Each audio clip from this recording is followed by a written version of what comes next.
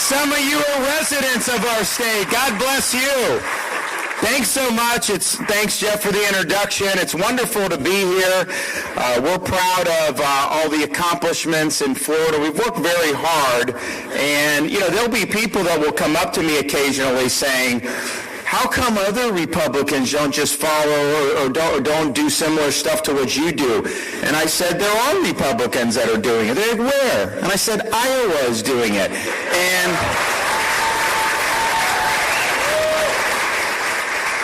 And part of the reason I know that is because I run into people in Florida, Naples, Fort Myers, some of you, and they will tell me, if they're from Illinois, you can sense the bitterness of how Illinois learned. They're happy to be in Florida, but they are frustrated. Same with the people fleeing Minnesota lockdowns and Michigan lockdowns during COVID. But when I run into Iowans in Southwest Florida, they're happy. They're happy with Florida, but they're also happy with what's going on in Iowa, because I think that between your legislature and your governor, you've got one of the best Republican teams in the entire country with what they've been able to accomplish.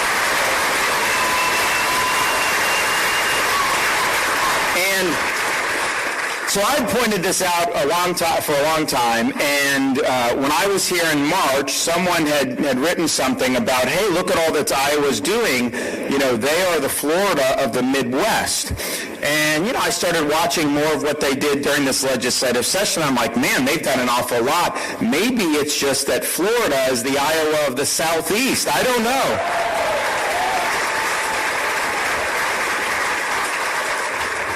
But I think both Florida and Iowa and what we've been able to accomplish should give people around this country a little bit of hope. Because you see a lot of the things that are going wrong. We can look at the disaster at the southern border. We can see the government-induced inflation that's harmed tens of millions of people over the last couple years. We can see Biden floundering around, doing whatever it is he does on a daily basis. And we also can see and be frustrated with the losses that Republicans have suffered at the ballot box over these last many years. So there is a lot of people that are very pessimistic, and I understand that. But I think what Iowa and Florida shows is it can be done. If you are somebody that's willing to lead, if you're willing to stand for our shared principles, and you put those into effect and you deliver results for people, the people out there, they'll walk over hot coals barefoot to come vote for you. They just want to know you care about them. They want to know you'll stand up for them, and they want to see you deliver results for them. And Iowa and Florida are both the same in the sense that it's not like we always have voted Republican our state's history. Obama won both Florida and Iowa twice when he was running for president. And when I got elected governor in 2018, it was by 32,000 votes. It wasn't actually anything out of the ordinary. Most of the races from the president to the governor for the previous 10 years were one-point races.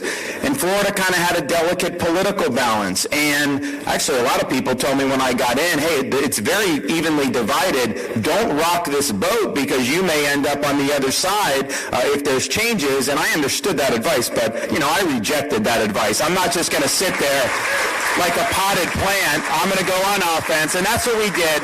And we worked really hard. Part of the reason I think we've been able to do well in Florida is I don't look at polls to tell me what to do. My view is that a leader doesn't put their finger in the wind and try to see which way the wind's blowing. The leader should have the fortitude to chart a vision, to execute the vision, and deliver results. And guess what happens when you do that? The polls will change in your direction anyways. And so that was our philosophy going in, and we were able to accomplish a lot. And so fast forward 4 years later, we didn't win by 32,000 votes. We won by over 1.5 million votes in the state of Florida, the biggest landslide in Republican Party history in our state.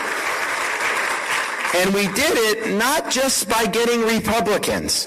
And as much as I wish that a majority of this country were Republicans, that is not the case. So you want to win the Republic, of course, but you also got to win independents. You got to win some Democrats. And so what we were able to do in Florida, we won independent voters by 18 percentage points. We won over 60% of the Hispanic vote in the state of Florida. We understand, we do well in rural areas and in Florida. If you look at, I got 90+% in some of these rural counties. I used to think like Philadelphia, they'd get 90%. I'm like, that's got to be fraud. How can you get 90%? I was getting 90% in some of our rural. And I can tell you, we have secure elections in Florida. So we do great in rural. We did really good. We do sometimes not as good in the suburbs, although we did really well in my election. But I think one of the things we showed that we could do, we won big in some urban areas. Our biggest county, Miami-Dade, 2.8 million people, 70% Hispanic. Hillary Clinton won that county in 2016 by 30%. We were able to not only win the county, we won the county by double digits, taking this message to the heart of urban Florida. In politics, is a team sport. It's not just about you running. You got to work to get a whole team elected, and I'm happy to say we were able to do that. Florida now has super majorities in our Florida legislature for the biggest majorities we've ever had in the state's history. We also help elect 29 conservative school board members to school districts throughout the state of Florida. Very important. And for the first time since the Civil War era, there is not one single solitary Democrat elected to statewide office in the Sunshine State. That's what you call winning.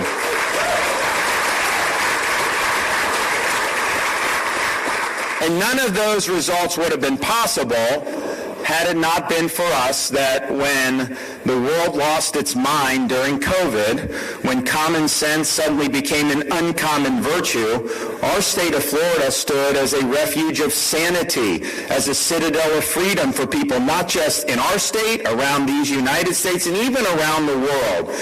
We refused to let our state descend into some type of Faucian dystopia where people's livelihoods were ruined and their freedoms were curtailed. No, we chose freedom over Fauciism, and we're better off for having done that. And it is important to point out that when I was making these decisions, when your governor was making decisions, she and I were one of the only ones in the country saying kids need to be in school. You shouldn't lock kids out of school. She took flack. I took flack from all over, from the corporate press, from the left, from the bureaucracy. Even some Republicans were attacking me, and I remember people telling me, supporters like, man, you got to do something different because you are getting filleted, and you're not going to be long for this world politically if you keep on that course. But, the leader's job is to put the interests of the people he represents before his own, and I cared more about protecting the jobs of Floridians than I did about protecting my own. I didn't know what would happen politically, but you got to do the right thing. And so we were having to do that because we were going against the grain of what they were saying about lockdowns, about masks, about all the different things, schools. But we can sit here today and say the elites were wrong about almost everything regarding COVID. They were wrong about lockdowns. They were wrong about forced masking. They were wrong about school closures. They were wrong to deny the existence of natural immunity. They were wrong to say you were a conspiracy theorist if you said COVID started in the Wuhan lab. And so we're now in a situation where some people are trying to rewrite history. They're trying to act like, they didn't really support this or that. And I can tell you this, Fauciism was wrong. Fauciism was destructive, and we can never let anything like that happen to this country again.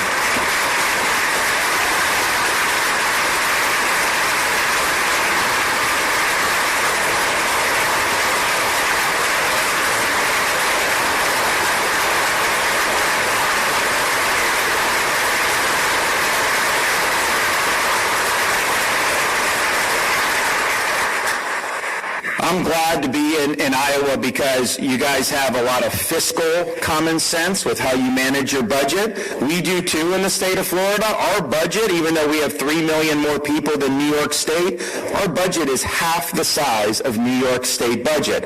Yeah, we have better roads, better services, better infrastructure, higher performing education. Where is this money going that they're taxing people with? I can tell you they're causing more people to move to my state, which, oh, by the way, we don't have a state income tax in Florida. You guys should try it sometime. It works. I know your governor's trying to get there, and maybe she will.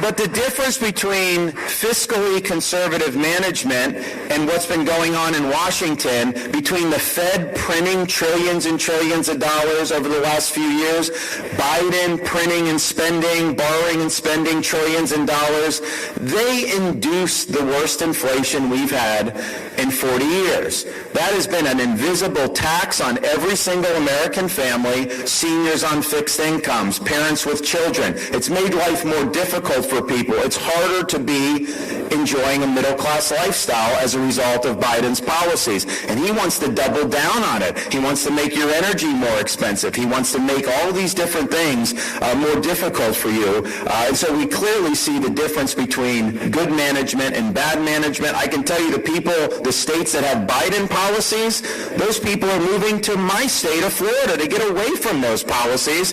And I know some of you who have places in Florida, you run into the people who leave from New York and New Jersey and leave from Illinois. You know, I have to watch what goes on in these other states because it affects my state. When this guy gets elected mayor of Chicago, left of the left, Naples real estate is now going up again because people are fleeing. That's just what happens. I mean, it's crazy. It's also, one of the reasons why this is happening, they've turned their back on law and order in places like Chicago. You don't defund police. You support the police. You don't allow rioting and looting and mob violence. You hold those people accountable. You don't eliminate cash bail and turn them right back loose so they can commit more crimes. You don't do jailbreak and let people get out of prison early who are dangerous. And for heaven's sakes, you don't elect prosecutors, usually funded by people like George Soros. You don't elect prosecutors that get into office and say they are not going to enforce laws they disagree with and that they are going to put the criminal's interest ahead of the victim's interest. I can tell you this, in Florida, we had a prosecutor that was funded by Soros. He said there were laws that he was going to decline to enforce that our legislature had enacted. And so I removed him from his post. He is gone.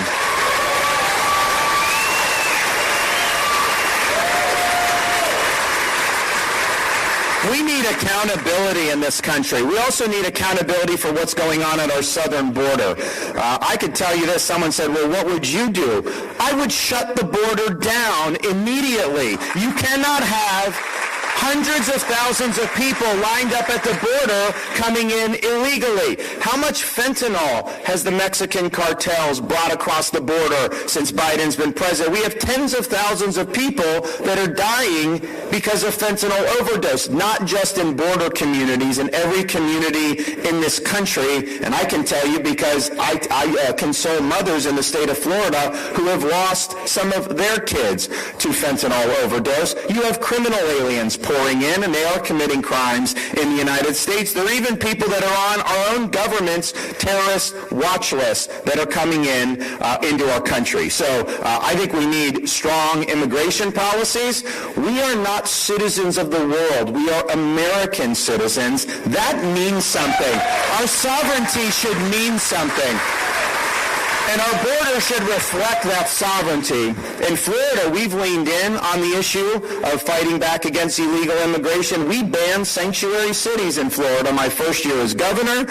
We sued Biden and won against his catch and release policies at the southern border. We're also involved in maritime interdictions of illegal aliens because we have people try to run boats from places like Haiti. Coast Guard stops most of them, but they don't stop all of them. So we've surged Florida recently resources to interdict boats, and since August alone, we, working with the Coast Guard, have been able to repatriate over 12,000 illegal aliens back to places like Haiti. And guess what happens?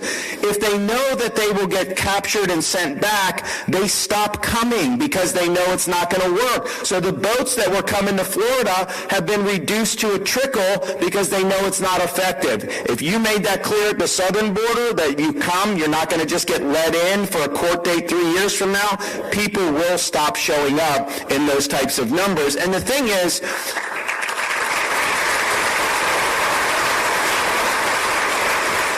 the thing about it is, a lot of the media, they've tried to ignore this. I mean, I think Fox does it and some others, but like legacy media usually does not want to talk about this. In fact, the only time I really saw them interested in this subject was when we sent 50 illegal aliens to beautiful Martha's Vineyard. Then they got really upset about that. They got them off the island very quickly, I know that. But I do think that you're never going to fully solve the problem unless you construct a wall along the southern border. I think that needs to be done, and I support doing it. What I've offered Biden is this. We had Hurricane Ian come through Southwest Florida. Some of you know. Some of you had property that was impacted. That monster storm, it knocked out a bridge going from the mainland to Pine Island, and it severed the causeway going to Sanibel Island in 3 different places. And the residents there were being told, you're out of luck for 6 months. And these were not state bridges or anything, so we weren't saying that the state level, they were being told. So they came and they said, Governor, you got to help us. There's no way we can go 6 months without being able to access. And I was like, all right, I'll help you. So I got my guys together and I said, listen, no bureaucracy, no red tape, and no excuses. I want this stuff built. And so we took over the Pine Island Bridge project, and instead of taking 3 months, we reconstructed the bridge in 3 days, and then we did Sanibel 2 weeks later. Now, I just raised that because I'm willing to send those Florida guys to the southern border to build the border wall. Biden's just got to give us the word. I'll go do it. I'll knock it out.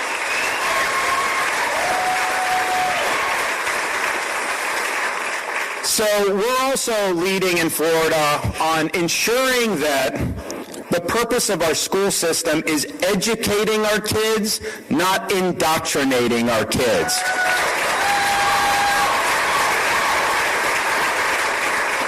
We believe in parents' rights, that parents have the fundamental role of directing the education and the upbringing of their kids. And that means you as a parent in our school system have the right to know what curriculum is being used in your kid's school. And so we've done the curriculum transparency in Florida. Parents have objected to things like pornography in the schools. How could you use tax dollars to put books like that in the schools? And so the media said, oh, they're trying to ban books. Not ban books. You as adults can get what you want in Florida, but that doesn't mean it's appropriate for an elementary school or a middle school classroom. And so we did a press conference to expose what we called the book ban hoax. And so before I had the parents talk at the press conference we just played a video with the images that were objected to and some of the stories or texts that were objected to. And the news cameras cut their feed because they said it was too graphic. And I'm just thinking to myself, if it's too graphic for the 6 o'clock news, how is it appropriate for a 10-year-old school child? It is not.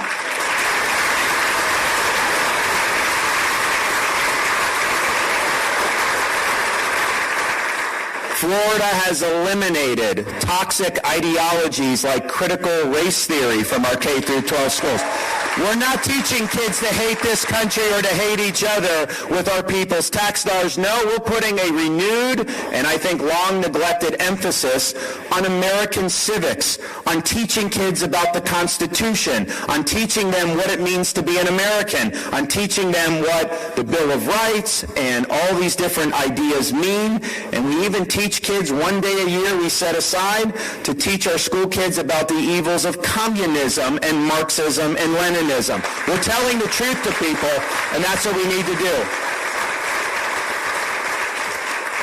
So we say that this woke mind virus that's been unleashed in our society that is infecting education, it's infecting corporate America with their activism, trying to pursue a left-wing agenda.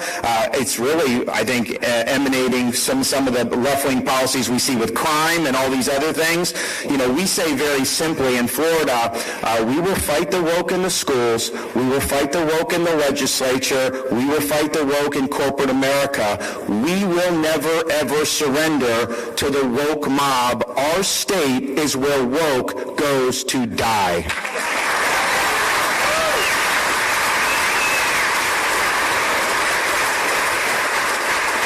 So here's, I think, where we are going forward.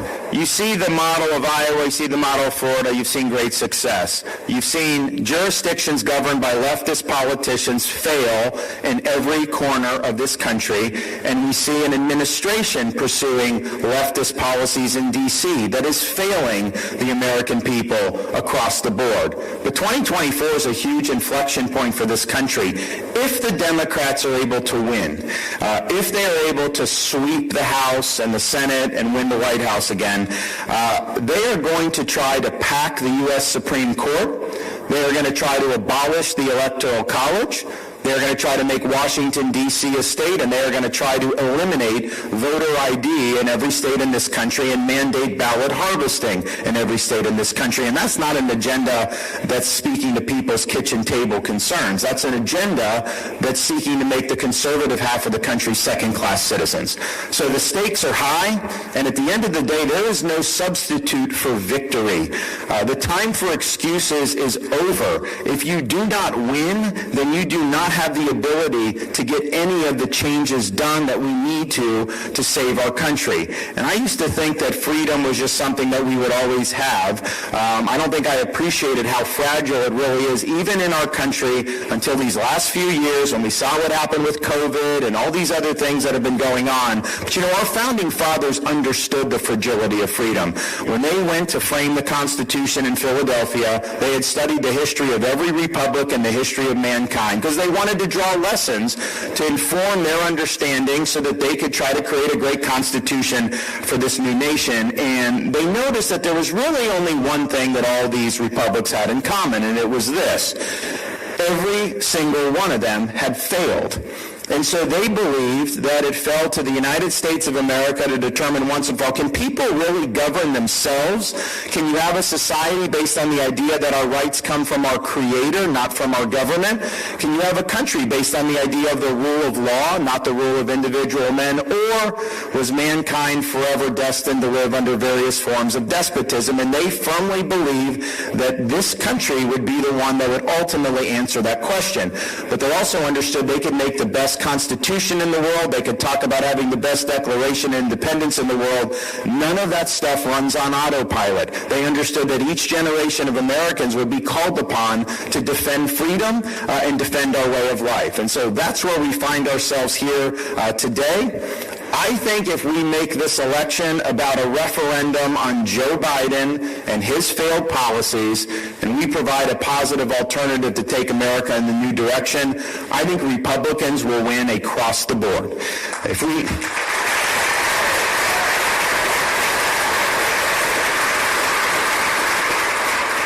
If the election's about anything else, it's about distractions, side issues, all these other things. If we allow Biden to just sit in his basement again and not have to be held accountable, well, then I think the Democrats are likely to seize that power that we know they will abuse. So the stakes are very high, and I can tell you this, we're proud of what we've done in Florida. We're proud of what you have done in Iowa. But I have only begun to fight. So thank you all. God bless you. Appreciate it.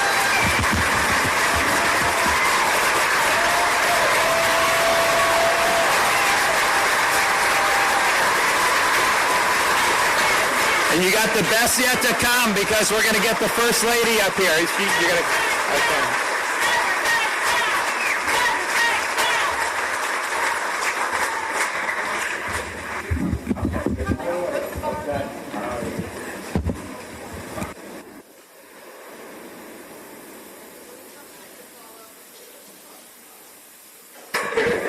Okay. just was saying, this is a very tough act to follow. To be sitting in between Jeff and the governor, I don't know about this. That is a superior inferior in terms of clout, I can tell you that. First of all, welcome. Welcome, Madam First Lady. It's an absolute honor. Thank you. It's awesome to be here. I'm going to get right to the questions. Okay. And first of all, and I'll start with a question for your terrific wife and First Lady of Florida. I took the time to look through your bio in great detail, and I want to ask you about one of your initiatives, but I want to ask you first, I want to jump right into it. I was going to ask this question to Governor DeSantis. Okay. But I'll go into a room full of Iowans here that are quite frankly impressed with your husband, and I know when they get to know you, they're going to be impressed with the team. What would you like the folks here tonight to know about Ron DeSantis? Good question. I mean, you know, what you see about him standing behind the podium is the fighter, the one who held the line in defense of people's rights, their liberties, and their happiness. Like, that is the guy. I mean, he is exactly what you see behind the podium as he is at home. He's also a father of 3 kids. So we have a 6, 5, and a 3-year-old. And so, by the way, it's very crazy in the DeSantis household. I'm not going to lie. When he gets home, don't think for a second that he goes right to bed. I hand 3 small kids over to him, and I go to bed. So, it's true. It's kind of funny because sometimes he'll be gone for a long day and he's traveling all over the place, and he'll bring back little sweet treats. And so when he gets home sometimes at 8:30, and moms know this, right? He's giving the 6-year-old a sweet treat at 8:30 at night as we're starting the bedtime routine, and then we get the sugar high. But he's a good dad. He's a good person. He's in it for the right reasons. He's fighting for our children just as much as he's fighting for your families. I mean, when I look at the governor, Ron, and I look at his story, in my opinion, he's really the embodiment of the American dream and everything that we are fighting to preserve for everybody across this country, and particularly in Florida currently. And that is somebody who came from literally nothing, who worked his way through school, who nobody really thought had a chance as far as he didn't have any connections and he didn't have a lot of money. But he was able, through baseball and hard work and grit and perseverance, to work his way through Yale University and then ultimately going to Harvard Law School. But it was after that I think his story is very special, because there was a lot of opportunities at that point in time for him to do a lot of great things. There's a lot of offers to probably make some money. But he wanted to serve his country in the United States Navy because that was the right thing to do. He wanted to give back to the country that had given him so much, and that was the opportunity to be able to succeed. A guy from Dunedin being able to go through these institutions. Well, when he deployed to Iraq in 2007, he was part of the Navy SEAL Team Command Staff. He earns the Bronze Star for meritorious service. He was over with SEAL Team 1, helping with the operations over there. And I think got, a perspective of what some of our war fighters are fighting on the ground. My sister is an Air Force pilot, and so is my brother-in-law. And just seeing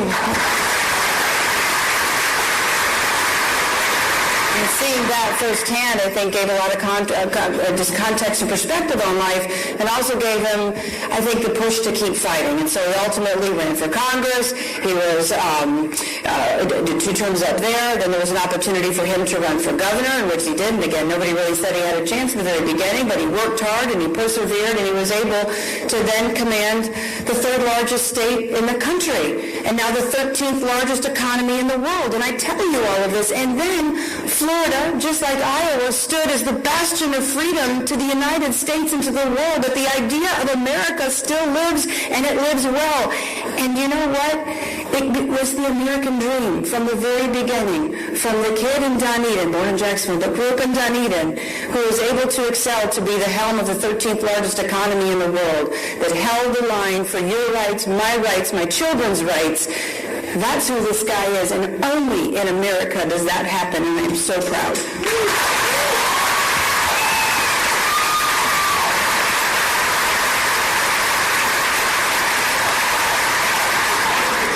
I've not had a conversation with these two. Don't know what I'm going to have. No, I was looking, though. I was. Speaking of fighters, I would be remiss if I didn't say that the First Lady of Florida is also a cancer survivor.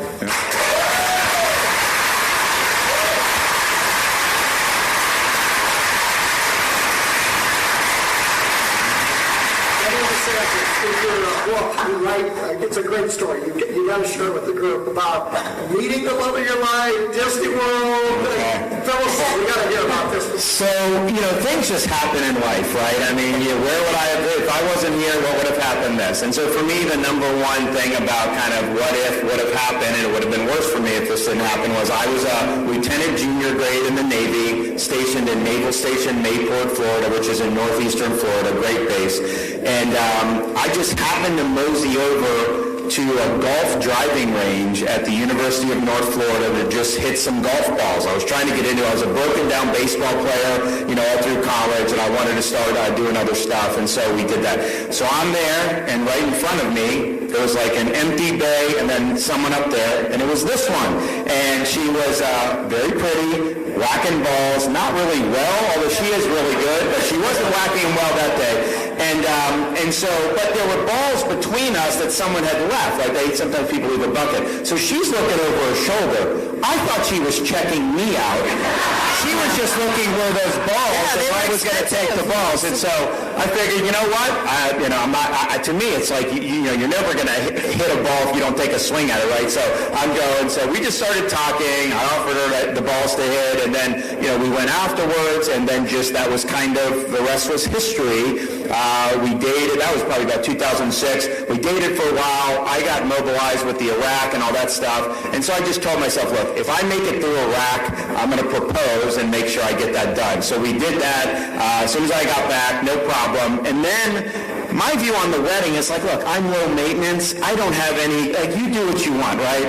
And so she was kind of just going through that about what she was going to do. She comes to me one day, she said, I was talking to my parents, what do you think about getting married at Disney World? I'm like, Disney World with Donald Duck and Mickey Mouse? What is it? Actually, they have a beautiful wedding chapel. They have all this other stuff. And so, I told her, yes, it's your day, all this stuff, but no Mickey or Donald Duck in the line. I want a normal wedding, and we did it. It was great. But, this is what, 13, 14 years ago. Who would have thought that when we're leaving Disney World as newlyweds, that, a decade and a half later, we'd be staring them down over a fundamental fight about, what is appropriate for our kids, and what type of corporate ethos do you have regarding kids? And I think they've gone in a very bad direction. And, is it appropriate for one entity in a society to be exempt from the rules that everybody else has to follow? And so that's pretty much what they would do. So, we fought back on that when they tried to tank our parents' rights legislation, and it was the right thing to do. And at the end of the day, it's like when you're in a position like mine, people are saying, if Disney weighs in against this, it is over with this bill to say, we didn't want the sexuality and the gender ideology in the schools, particularly the elementary schools. It's over because they get everything they want in Florida and have for 50, 60 years. And honestly, that's true until now. Because we run the state on behalf of the best interest of the people. We don't defer to a woke company based in Burbank, California. That's just the way it is.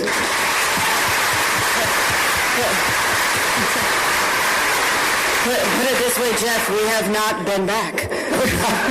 Well, from my perspective on my perch here in Iowa, I would say it's Ron DeSantis 1, Donald Duck 0. Governor DeSantis, where do you get your passion? I mean, you are piled on with criticism. You are absolutely catching it from every single corner of the country, and it's going to get worse. We know that. Where do you get your passion? Where do you get your determination? Well, look, I mean, when they're shooting at you, that's because you're over the target, right? If I wasn't doing a good job and I wasn't an effective leader, nobody would care. They would not waste time trying to attack me. They attack me, I think the corporate press and the left attacks me because they know, what have we done in Florida? We have laid waste to leftism in Florida. It is dead in the state of Florida because of what we've been able to accomplish. They see that. They understand that we represent a threat to their leftist agenda and leftist ideology. So I take it in stride. I also know, Republicans, they know the media doesn't tell the truth. So they're not going to be, if they see something, I think our voters think, oh, wait a minute, no, that's not true. Oh, they're going after him because he's doing this or that. So that's just part of the game in terms of what you're doing. But I think, like during COVID's a great example. Nobody was willing to stand up for these people whose jobs were in jeopardy. No one was willing to stand up for these kids who didn't have access to school. Nobody was willing to stand up for basic freedoms. I mean, a few were, but very, very few. So it was my job to fill that void for people and to make sure that, no, I'll take all the arrows so you don't have to. I'll protect your job. I'll make sure your business can operate. I'll make sure a kid can go to school. When they tried to force the COVID shots, I'll make sure you don't lose your job over that. And I took the criticism. I took the incoming, but it was the right thing to do. And so if you're getting things done and you're helping people, that's what it's all about. And I'll tell you, I just thought, my view is like, I just need to be able to look in the mirror and know I did the right thing. You know, if you do the right thing, and it doesn't work out for you politically, there's no regrets. But if you try to be someone you're not, to try to put your finger in the wind or avoid criticism or this or that, you're going to turn yourself into a pretzel. It just doesn't work. And so I'm totally fine with let the chips fall where they may. But I'll tell you, as COVID wore on, and as Florida was, a real beacon for freedom, and it wasn't just people from other states. I mean, I had people from Australia, Canada, Europe. They're flooding into Florida because they're trying to escape these policies. The people who you helped were genuinely appreciative. I'd just be walking in a gas station, people give me like a big hug and just start crying because they say if it wasn't for you, I would be on the street. I would not have a job. So at the end of the day, that is why you're doing what you're doing, because you're actually making a difference for people, and that makes a big deal when other people aren't willing to step up and make such a difference. So you can call me any name you want. You can try to run any hit piece that you want. I'm not backing down because of any of that.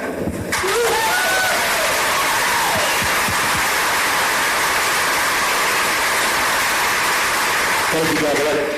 First Lady, you got to tell us about Hope, Florida. I was really impressed. I'm intrigued by that. I know these folks will be too. Okay, well, so first I will say, when much is given, much is expected. And so, just as he had mentioned earlier in his speech about being a potted plant, when you have the opportunity to do something, do you sit on the sidelines, or do you grab it and run with it and try to do everything to your God-given potential? And so I was very fortunate as First Lady, not me, but in the position of First Lady, to be able to make a lot of connections and do a lot of good. So one of the things that we launched and we started very early on was an initiative called Hope Florida, Pathway to Prosperity. I just talked to your excellent governor about this, and we were working on doing something here in Iowa. So basically what it is we were re-looking and reanalyzing the way that we were approaching the child welfare sphere in the state of Florida. We had found that it is very siloed, and all of the people that are supporting single moms or kids aging out of the foster care system or foster and adoptive families or pregnant mothers battling substance abuse, you found that the faith-based community, they were doing wonderful things, but they were siloed. You found the private sector were doing great things, but they were over here in this bucket. You found that there was the state government over here and the nonprofits. And then the other thing was when I would go around and I would talk to folks, and perhaps I'd do a press conference here and there, some people would say to me in the media, well, the problem is that you need to spend more money, because spending more money obviously equates outcomes. And it's like at some point you have to reanalyze the way that we're approaching this and harnessing the horsepower of the goodwill of the people who are already on the ground doing great things. So that's where Hope Florida started. We started within the Department of Children and Families, and that's the agency within state government in Florida that really helps those in the child welfare sphere. We created what are Hope Navigators. Navigators have a lot of roles, but one is you have, let's say, a single mom coming in needing help. And instead of just giving them a $10 grand or public assistance payment or SNAP benefits, they say, let's look outside of government and see what opportunities and resources are available. And so they go and look at all of the nonprofits. But let's say the nonprofits don't have anything that meet those single moms' immediate needs. We're one of the first states in the nation to utilize a technology called Care Portal. Care Portal is a technology that links are participating faith-based communities across the state. We have 20,000 institutions of faith. We have signed up about 3,000. And what that is a direct line of communication. So if you have that single mom, and let's say she's having a really tough time putting food on the table for her kids, and she needs bunk beds and mattresses, and she just doesn't know where to turn, that Hope Navigator will literally input into the system, and in real time, that's delivered to our faith-based communities. They see it, they check it, they say, yep, we can do it, and they literally deliver that to her front doorstep. And the amazing thing is government is now serving as a conduit and a connector between people in need and great people who are always on the ground doing wonderful things, but they had no idea that single mom was there. So those inputs that go into the system, they're usually inputted and then executed upon only once. 80% of the time, it only happens once, but you think, well, certainly there's single moms that have more needs than just food and bunk beds. But again, a connection has been made. The great folks in the faith-based community cannot unsee what they saw. They are not going to just deliver a plate of lasagna to her front doorstep and say, I hope it goes well, I'll see you later. The community then starts to wrap their arms around that single mom and provide her hope and help. But it doesn't end there, because we want to get ultimately folks to the opportunity where they can live up to their God-given potential. Part of that, a side note, the governor has done $70 million with the legislature to do a fatherhood initiative, because we find a lot of these single moms coming in, they need support. And one of the greatest things you can do, especially for children who come from really troubled beginnings, is to provide their children with mentorship. Take a child fishing, big brothers, big sisters. So they've invested in the legislature with the governor's leadership $70 million to incentivize those types of programs. So our navigator then makes the connection with those mentorship opportunities and said, hey, 2 minutes down the road, there's this nonprofit that's doing this. Are you interested, and would that be helpful?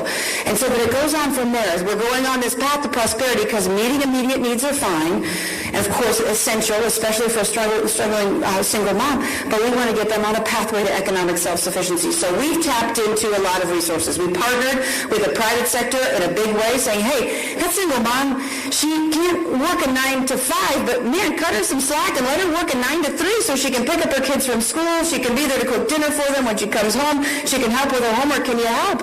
And they say, yeah, we're looking for great people. So we help facilitate those connections. We also tap into everything that the governor has done. And now you guys are doing a lot of great things with the Department of Education, helping to facilitate school choice options for her children. But also within the Department of Education, opportunities for that mom, vocational, technical, rapid credentialing, paid apprenticeships. There are other agencies that are doing great things within state government. Career Source with is a partnership in the private sector, helping with resume skills, right? See, the thing of it is, I've learned, you can have the greatest resources in the world, but if you don't know that they exist, what good are they? And a single mom, I have a hard time keeping my head on straight with 6, 5, and 3. Can you imagine a single mom who's trying to do all of this, protect her kid, put food on the table, trying to make ends meet, the whole 9 yards? It's hard to be able to go and talk about her story over and over. And it's hard to go out and figure out through Google which avenues are the best way to get her ultimately to where she, we know, can live up to her God-given. So we have done this. Since we launched this in 2021, very long story short, I get very passionate about this, but in 2021, we have either completely or started to transition off 5,300 people from government assistance. And it's not because... And it's not because you're taking something away from them. They're in a better lot in life. They're in their homes now. They had been sleeping in their car, but now they're cooking for their kids for the first time in their kitchen, and they're crying because their kids are taking part in school choice opportunities. They're happy. They feel like they're living up to their potential, and their kids ultimately have the shot to live up to the American dream. And that's what it's all about, giving people the opportunity to live up to their potential. So that philosophical difference, the way we approach government, and by the way, the navigators that we had, those folks were the people who are processing the TANF grants. We transferred them over to be navigators. So you're not growing government, because again, I'm a Reaganite, and it's, I'm from the government, I'm here to help, and you want to have, limited and defined role for government. And so we've transitioned these folks over, and we have 160 statewide. But the thing of it is, this philosophical difference about the way that we approach government, we've taken that to our agencies that help veterans. So if the faith-based community know that there's a veteran down the street who's alone that would love a plate of lasagna at his front doorstep, and that would mean the world for someone to show up and say, thank you, we've made that connection and we haven't grown government at all. And we're doing that also for our agency that helps and supports people with unique abilities and disabilities. We're doing it for our children within the Department of Juvenile Justice. And we're also doing it with a little bit of a different mission, but elder affairs, and trying to provide them a pathway to purpose. Because we've got a lot of great people who are coming to the state of Florida. A lot of people are retiring, but we're going to harness the horsepower of their God-given potential and all of their lived experiences to be able to give back to the community and do it in a meaningful way. So it's been very humbling. It's been a privilege to be in this position. And again, when life gives you an opportunity, and as I mentioned a second ago about my battles with cancer and everything, and I always used to say it's not a matter of when you get older. Now I say if I have the opportunity to grow up, and if I have the opportunity to retire in the state of Florida, and I'll tell you what, with the time that I have, I'm going to make the most of it. And I've been blessed to be able to work with some really great people to make some big differences, I think, in people's lives. Thank you for sharing.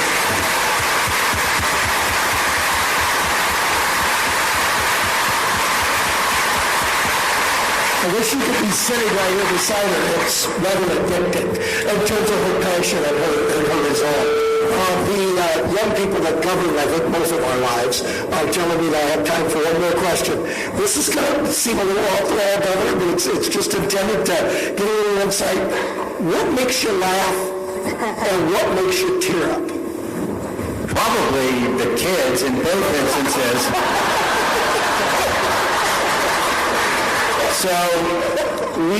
So 6, 5, and 3, and I got kind of not roped in, but I spoke at this thing in Israel for the 75th. They really asked me to go, and it's hard to kind of make a trip like that, and so we decided to do it. I'm like, look, if I'm going to leave the country, I've promised, like a lot of these other countries, I'd try to stop by at some point. So we did.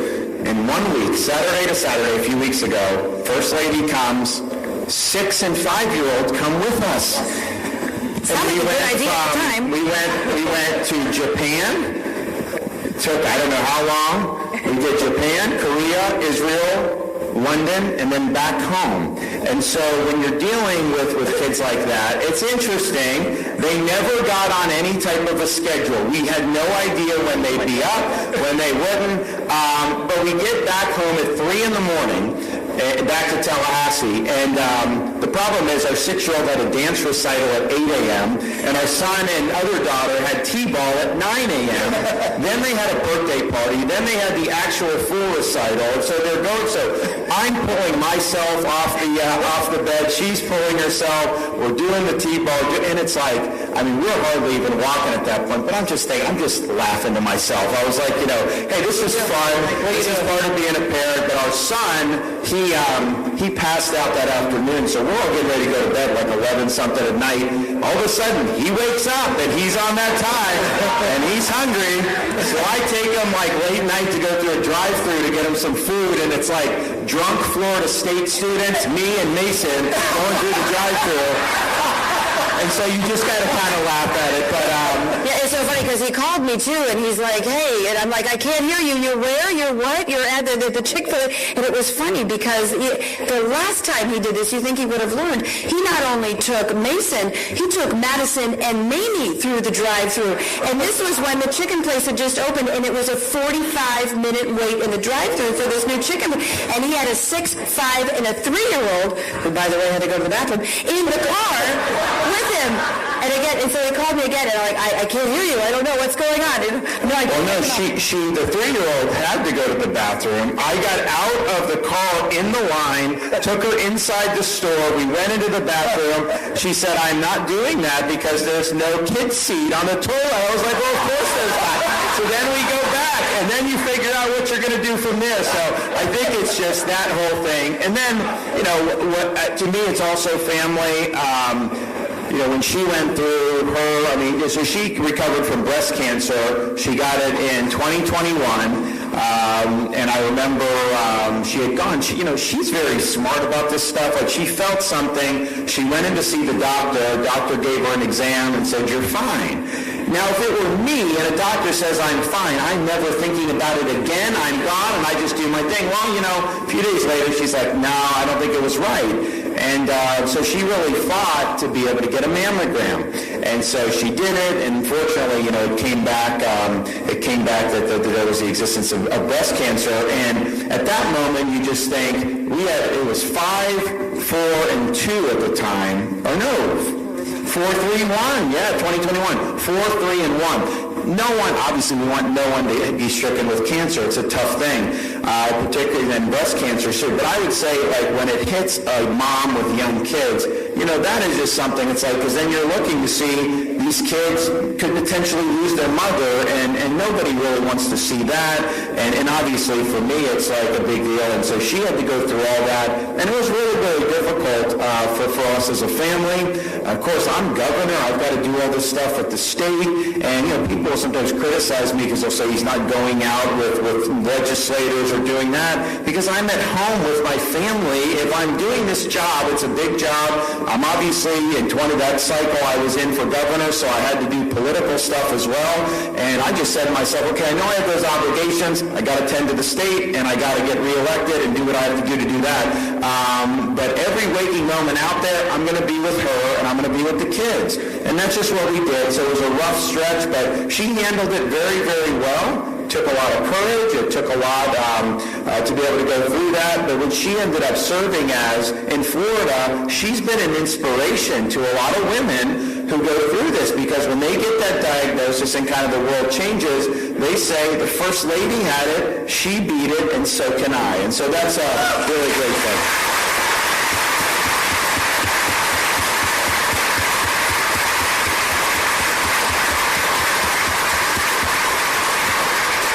Governor and First Lady, thank you for not only sharing your policy, your conservatism, your passion, but giving us some insight on what makes the two of you tick. Florida is a very, very fortunate state. I know they're planning on saying hello to a few more folks, but to end this program, let's give the Governor and First Lady of Florida a final thank you. God bless. Thank you.